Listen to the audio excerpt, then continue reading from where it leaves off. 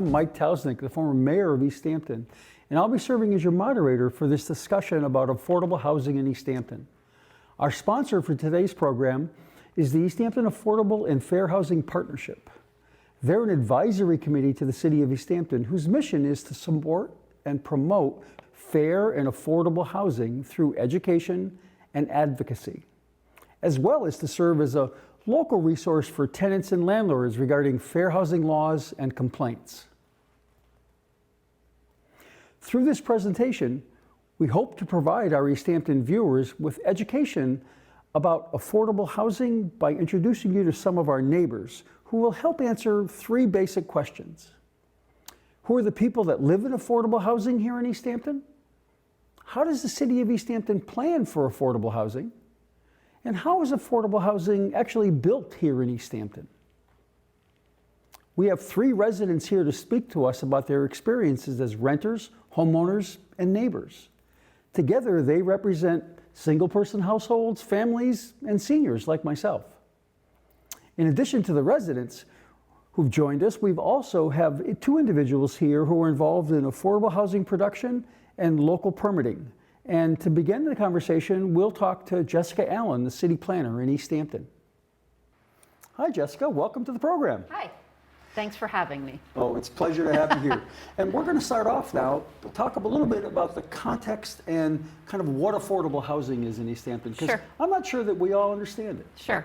So I think it's important to differentiate between housing that's affordable and affordable housing. So when we talk about housing that's affordable, the standard is that you shouldn't be spending more than a third of your household income on your rent or your mortgage. And so it should be affordable within the context of your household budget. And we do have a lot of units in East Hampton that do fit into that category. The difference between that and an affordable housing unit is that there's no deed restriction. There's nothing that prevents somebody from coming in and taking that unit and raising the rent or upgrading it.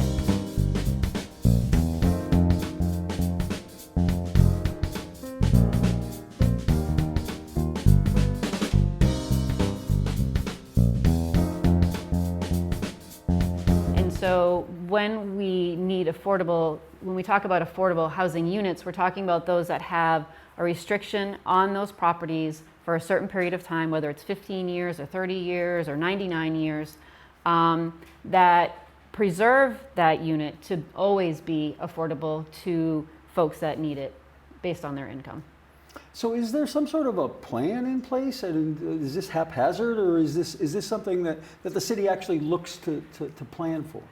We look to plan, and the Housing Partnership in 2006 worked with consultants to first develop a housing production plan.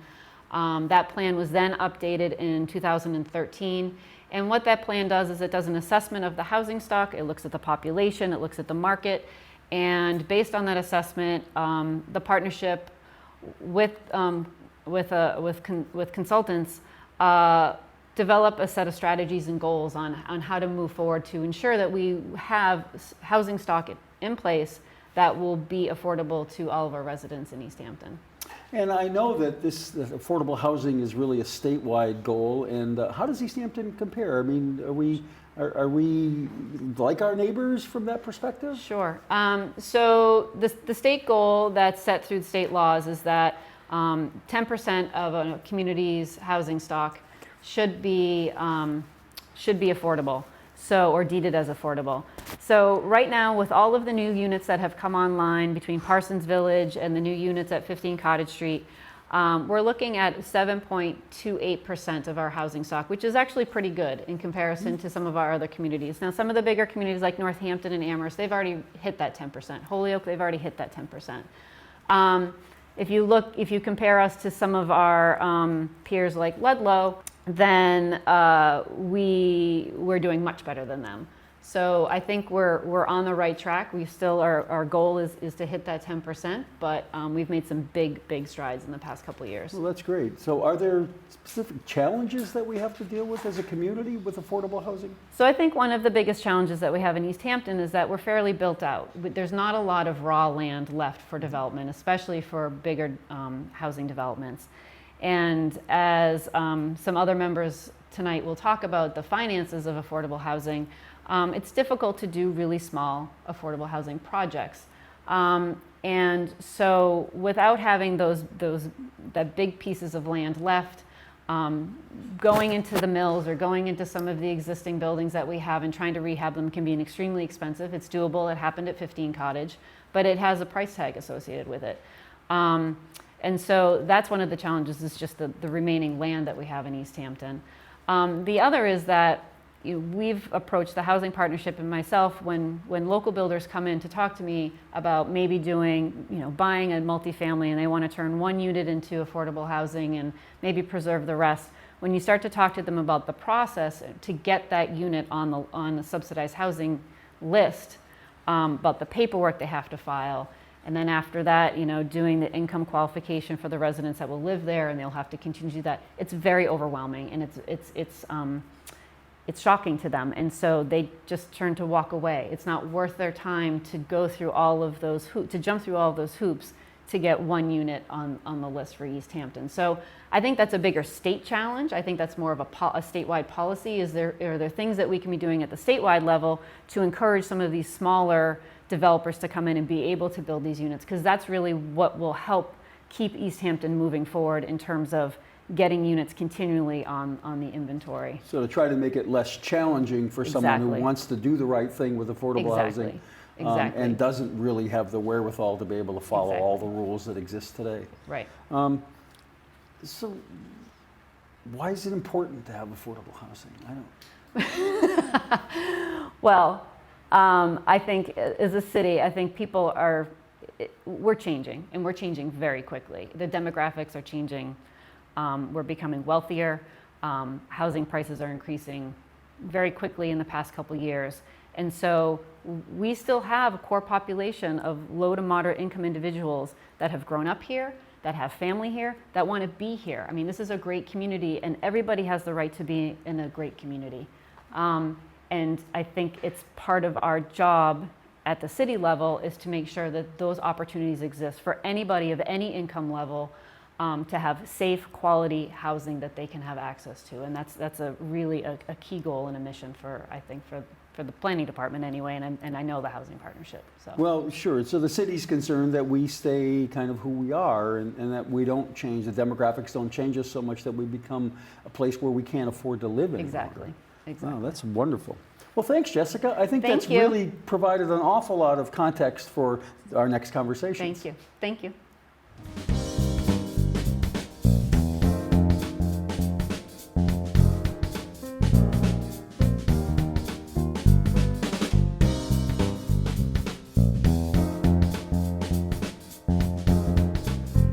We have three guests with us this evening that are residents here in East Hampton that want to talk to us a little bit about their experiences with affordable housing. And I'm going to ask them to introduce themselves.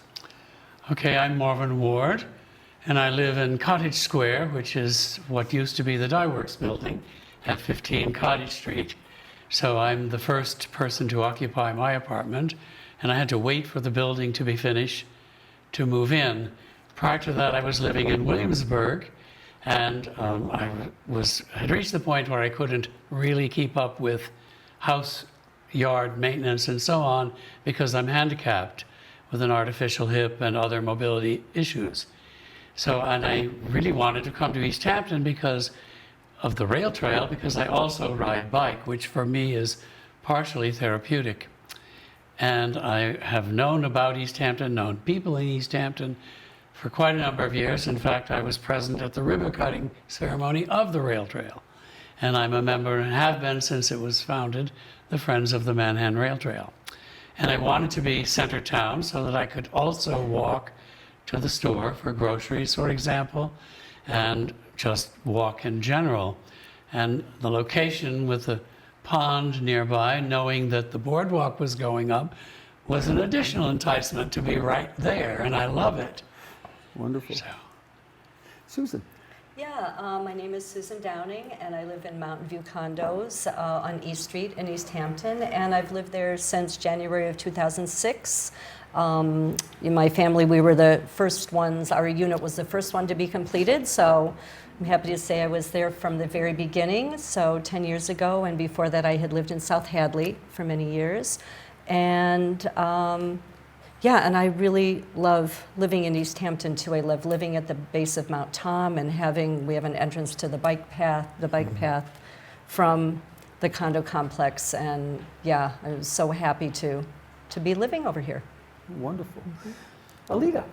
Hi, I'm Alita Kennedy, and I'm one of the homeowners for the Habitat for Humanity homes over on East Street, and we're at the foot of the mountain there. And it's me and my grandson, and you know, I've been raising him myself since he was a baby.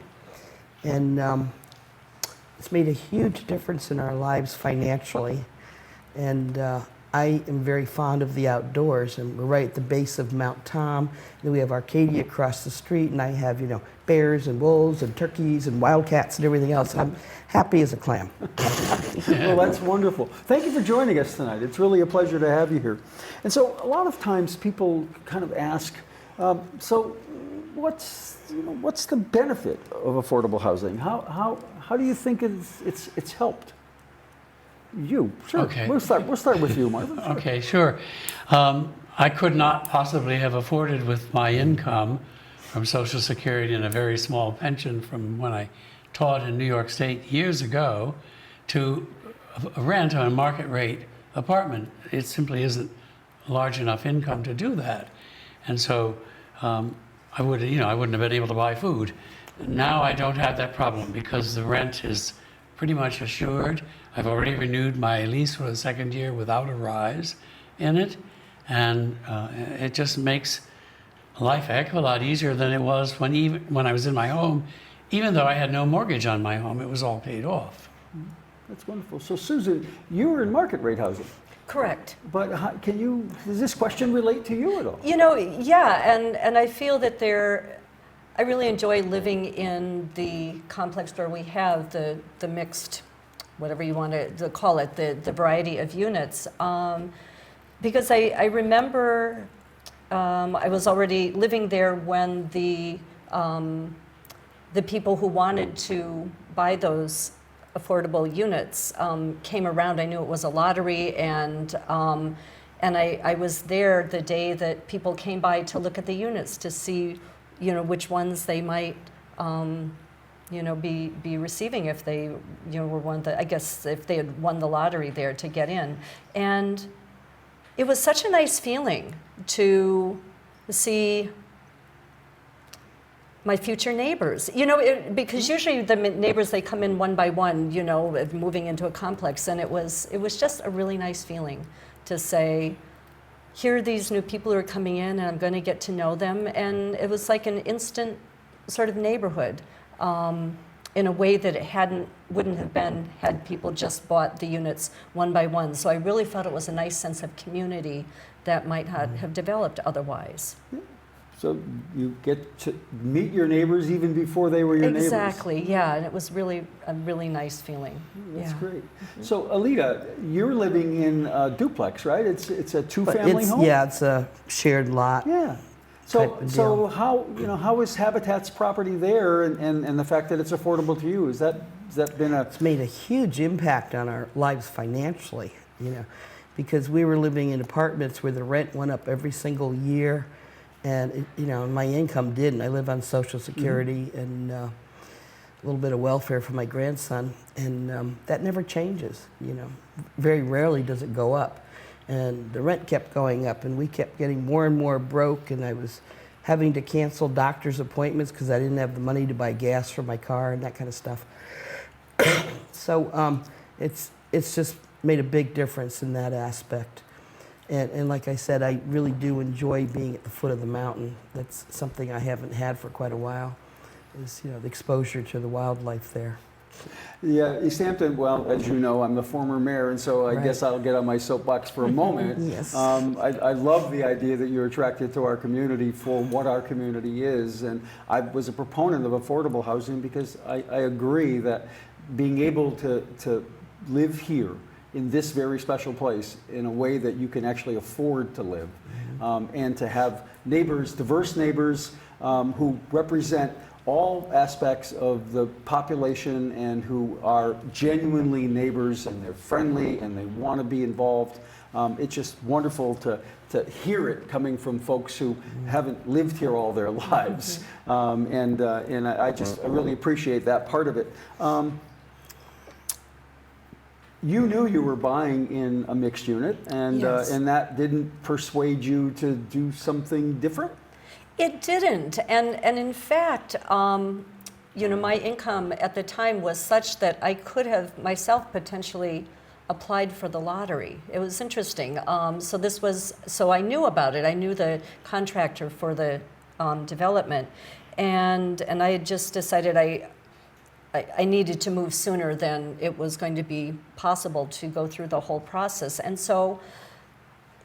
Yeah, I thought, well, I didn't even really know what that meant at first, affordable housing. And so because I knew the contractor, I was able to find out about that. And I thought, yeah, this is great, because I could see that, I myself was someone, who might want to take advantage of something like that. So that made it easier for me to think, well, who might be in this position of wanting to take advantage of this? So, yeah, I didn't have concerns at all about it.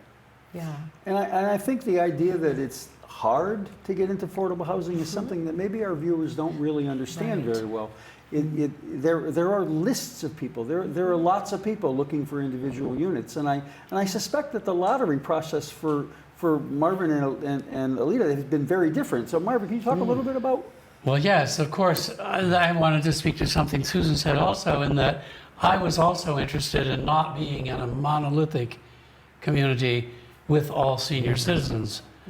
I just did not want to be. I wanted to be where there were also people with children, school-age kids, and middle-aged people.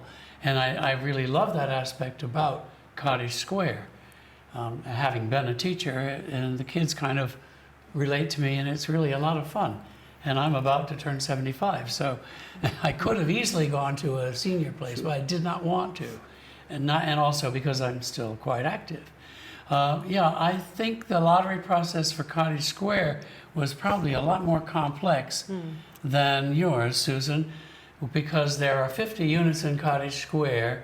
There were 3 different sizes and 3 different income levels, so that meant there were 6 lotteries. I was personally eligible to be in 4 of those if I chose to take a 1-bedroom unit, but I didn't want to because I write and I wanted a room for my materials. I write about music and I have a large collection of classical music CDs, and I had a room in my house for that activity and that collection, and I wanted to be able to keep that here, and I was able to. And so I went to the lottery when it was held back in 2014 in September, and I ended up for the 1-bedroom unit. I was way too far down on the list, but I was 8th for the 2-bedroom in my income level. And by the time we had to pick out our units in February of 2015, we could only see samples, we couldn't see the actual unit. I was number 1. Because the people ahead of me had either had to go somewhere else because they had to have something sooner, or they were eliminated because obviously at the time of the lottery, not all of the screening was complete. Got it.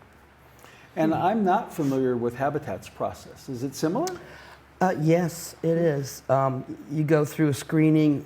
I think it's mostly for financial eligibility at the time and composition of the family, how many people are in the family. Like my unit is, my part is a handicap accessible side, so you need to qualify for that too, which I was delighted because we were living on the 2nd floor. Wow. It's really hard to get your walker up and down the stairs, with or without groceries and laundry. So anyway, so they go through that, and then they do a home visit where they come out and meet with the families, the potential candidates, and interview you and see what you're looking for and that type of thing. They bring you out to the site to show you the location, and then you wait for a really long time for a determination on all this. Yeah. it's quite a process. It takes a lot of people to do this, you know. But, you know, I wanted to say, too, going back a little bit, I've always been very intrigued with East Hampton. We were living in Southampton, and the first thing that caught my interest was the artistic atmosphere and the cultural things, because I'm an artist myself. And I just wanted to be in the middle of all that, you know, and I haven't been able to do that for a long time, you know. And the attention that's paid to green space and having Arcadia right there and, you know, not tearing up the mountain and making things out of it that really shouldn't be done, you know. I just love that whole, the whole sentiment of what East Hampton's doing with its community and its land. Well, thank you, and I want to thank all of you again for joining us this evening. I think that your insight into what affordable housing is so very important. I want to have one last opportunity if you want to add anything to the conversation. If there's something that you want to particularly mention that I haven't asked about or that you didn't think about mentioning? Well, the fact that this building is at the entrance of the cultural district was certainly an attraction to me. But even though that's more art than music, I'm also I go to art museums all the time and go to galleries and things, and I just love being there, too. I would recommend Luthier's, too. Well, yes, but that's not really classical music. It is not. Susan? Yeah, I would just say, you know, I was thinking about, you know, you had asked earlier, you know, what's the importance of affordable housing? And so I was thinking about that and just thinking about the fact that, you know, where each of us lives is so important. You know, the home that, you know, that we come home to every day and that we spend so much time in is so important. It's so important for us to feel safe and secure and comfortable there. And you know, as you were mentioning, the financial pressures that were eased when you received the, you know, the opportunity. And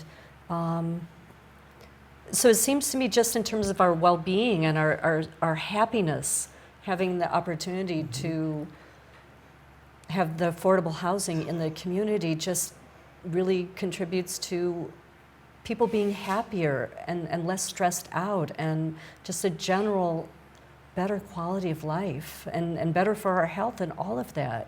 So there's so many benefits, I think, that go beyond simply the, you know, like the bottom line of finances. It's just that we have a happy Sense of well-being. Yeah, sense of well-being, Yeah, and we I can agree. be happy and not worry about, you know, being out on the street because the rent goes up. So that's what it was, sort of, you know, in our hearts we can relax and be happy, and The stress, that's what every I time see the rent in goes up, the stress was hideous. Right. And that's what I see at Mountain View, that everyone just seems happy, you know, happy to be there and happy to be able to be there. And I think it just creates a wonderful atmosphere in the town. Yeah, I think as you said, a sense of well-being. Yep, You know, truly. it's Well, you a know, comfort especially level. for me, because, you know, I qualify for senior housing and all this other good stuff, but having a child, none of them have 2 bedrooms. And I wasn't about to let that go, you know. This is a package deal, you know. I've been looking for like 6, 7 years for an apartment that was not 2 stories or a house or anything, and I've looked into everything I could think of. And the other issue I had was if I did find something in, you know, like an apartment or something, and you go in to apply, and they like to see a certain debt-to-income ratio. Mm-hmm. And I didn't have any debts per se, but my expenses for housing, you know, were 60-some-odd% of my income right off the bat, you know. They wouldn't even talk to me. They wouldn't even let me put an application in. And I was seriously thinking about maybe trying to buy an RV and living in that if we could find a place to park it year-round. It's like, God, what next? A tent, you know? It's kind of hard to live in a tent. Yeah, well, I'm really happy for that you were able to land in that wonderful Habitat yeah. property, and that Marvin, you found I think a great spot for you at 15 Cottage Street and the old Dye Works. And Mountain View, that's a wonderful project. It was one of the first condo projects in town, and I recall the permitting actually during that process, and I think it's just a wonderful project. And all of the affordable housing in East Hampton has really been done well, and we now get a chance with our next guest to talk a little bit about developing affordable housing and how do you set the table for the great results that we just heard about. And this is Joanne Campbell, the Executive Director of Valley Community Development Corporation. Thanks for joining us, Joanne. Thanks for having me. So just for the audience, a little bit about Valley CDC. We're about to celebrate our 30th anniversary in 2017. And we basically focus on the creation and preservation of affordable housing. We do home ownership counseling for low and moderate income households, including first-time home buyers of any income. And we also work with homeowners who might be struggling financially or facing foreclosure. And that service is available throughout Hampshire County, but we specifically focus on East Hampton, Northampton, Amherst, and Hadley. This part of the valley, sure. Yes. And so your organization is responsible for building some of the affordable housing in East Hampton. Did you face any challenges? Right, so we are responsible for developing Parsons Village, a 38-unit family development on Parsons Street, which was completed last August. And all the families are living there now. And I think probably more broadly, the challenges of affordable housing varies based on the site that you choose. And so when we're looking for a site to develop, I mean, we're looking for lots of different things. So we're looking at zoning, we're looking at the topography of the site, we're looking at the location of the site, we're looking at the financial feasibility. Is there demolition involved? Is there relocation involved? So what's the community's feeling about affordable housing? Is the administration, the city council, or the select board, the mayor, the town manager, whether there's a partnership or there or not, what has the community done to identify what the need is for affordable housing? Because that makes it easier for an organization like Valley CDC to look at, because there's some evidence there that the community has already determined that there's a need for affordable housing, and therefore that is one of the reasons we're coming in to look for property to develop. And again, really depending on the site, you may have neighbors who are concerned, who are neutral, who are not sure whether this is a good thing for their neighborhood or not. And so that's also a challenge, and they usually call it NIMBY, not in my backyard. And so, we do try to work early on with the community and have some community meetings to explain what our potential plans are if we decide that we're going to move forward with a site. So are there regulations? Is the state, federal government involved in any of this? Yep, so a variety of funding sources. The Commonwealth's Department of Housing and Community Development is the state housing agency that oversees the development of housing and controls basically the financing of that. And they also control the funds that come in from federal dollars, like there's under HUD, there's some funding that comes in and that goes to the state. And so currently, DHCD, as it's called, is focused solely on rental housing. They have found with limited resources available at the state level that rental housing is the most needed housing currently. And so there's no funding available for home ownership housing. And so there's a competitive process that goes in across the state. You're competing with communities across the Commonwealth, so you do have to have a project that's feasible, both financially as well as all the other energy efficiency, close to transportation. I mean, it has a whole list of what the state wants to see housing developments look like. So I think I understand, but I think for our viewers, why is getting money from the state government so important about affordable housing? So it is expensive to build housing. I mean, we have the same challenges that private developers have. It's the same costs, the land costs or property costs. construction costs, all the trades, architects, we have to pay for all those. And so the state is providing dollars to help subsidize the development of that housing. So therefore, then we have less debt on the property. Therefore, we can then charge lower rents that serve folks generally in affordable rental housing, people who earn below 60% of the median income.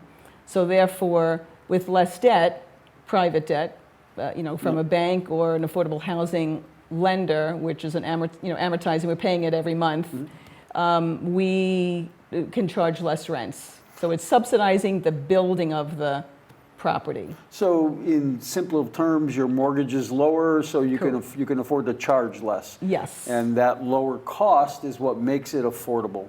And so is that permanent? Is it always going to be affordable housing? And the state is pretty much saying in perpetuity. So at 99 years, that's what they want to see. So we work with the local communities where if the communities have, like East Hampton does, Community Preservation Act funds, East Hampton wants to see in perpetuity as well. So with low-income housing tax credits, and they're looking for in perpetuity, which is a large way for investors to provide equity for the building of affordable housing. So all those projects need to be in perpetuity. So that really does mean that the affordable housing that's created through these programs is affordable housing that will be here long after we are. Yes, it is. And not a get-rich-quick scheme that has been devised by some unscrupulous developer, as I've heard. Well, we do get paid developer fee and overhead in order to work through these developments. And just for instance, we probably started talking to the owner of the Parsons Village site in 2009 and started working with the city right away in 2010, and that development didn't go into, people didn't move into their homes until 2015. So it does take a long time. Some of the challenges are being able to find property and an owner that you can work with who's willing to wait.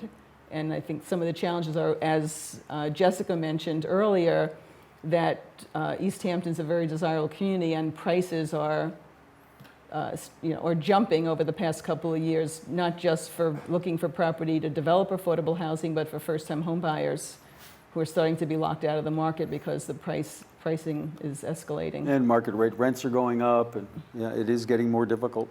Was there, we've heard, I think, very eloquently from the residents and why they saw East Hampton as a great place to come, but as a developer, what attracted you? I know East Hampton is a part of your territory, but...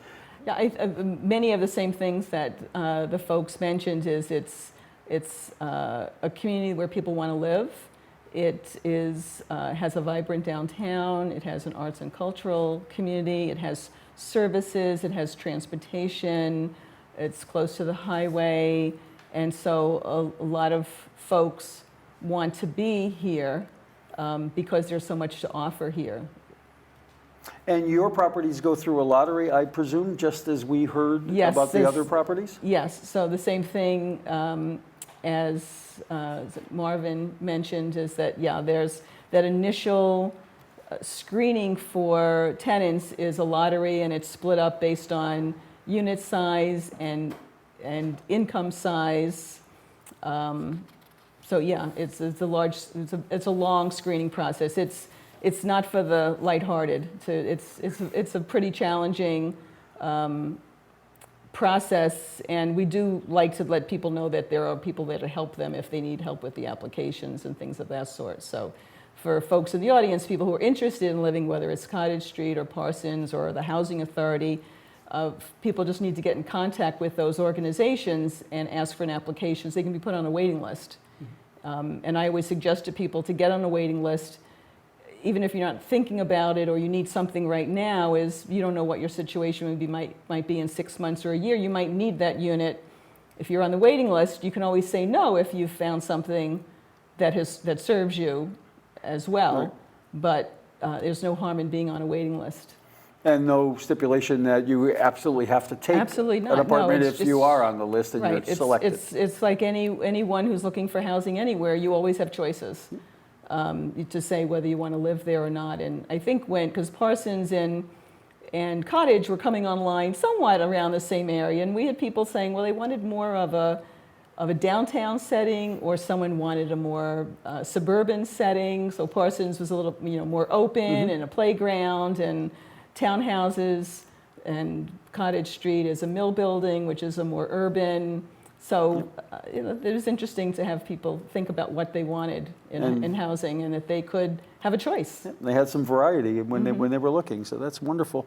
We've heard how important affordable housing is to the residents, and clearly Valley Community Development Corporation is in the business of making sure that people can get into affordable housing and developing some of it. And I know that you also offer some programs for first-time home buyers, and you're a great resource for folks in the 4 communities that you serve directly. From an organizational perspective, what's so important about affordable housing? Well, I mean, obviously it's one of our, part of our mission, and I think it's, again, what the folks who are living in town who expressed a little while ago. It's the stability of having a place where the rent or the mortgage that you're paying is reasonable based on your income, alleviates the pressure of wondering how you're going to pay your bills or what bills you're going to pay. And having the stability of home allows you then to focus on other aspects of your life, whether it's raising your children or looking for a better education or looking for a better job. It takes that worry, and that maybe not totally. It's not, there's still... We still have to pay the rent. Still have to pay the rent. There's still a struggle with that because your car might break down, or but it alleviates some of the pressure of that, and it's you hear it when people talk about how it just eliminates that worry from them and allows them to focus on other aspects of their life, and they can be happy and relieved that they can focus on just living and enjoying life as best they can. Oh, it's wonderful. So I think that we've gotten a pretty good idea of what affordable housing is this evening, why people who are able to get into housing they can afford, whether it's subsidized, whether it's market rate, the sense that you get when you're in a safe and secure environment. I certainly want to thank everyone who's participated in today's program, including our guests and all of the wonderful staff here at East Hampton Media. We all want to live in a safe and secure environment, and I truly believe that our community and all of its citizens benefit from the diversity that's provided through the affordable housing and market rate housing that's been made available here in East Hampton. East Hampton is a small community. We really are, as I think Jessica mentioned, we're getting built out. There's very little space left for us to be developing. And it's wonderful that we have the opportunity to see development coming into the community that is fit for everyone, so that there's a place that everyone can afford here in East Hampton. I hope that this discussion has given you a better insight on what affordable housing is and what housing is like here in East Hampton. You should take advantage of the opportunities that these kinds of programs provide, and that the developers and the permitters and the neighbors that you're going to find in the housing projects here in East Hampton and quite truly across the Commonwealth. If you'd like any further information beyond what we've been able to provide for you tonight, you can contact the East Hampton Affordable and Fair Housing Partnership through the City Planning Office. The number there is 413-529-1406. Thank you for joining us.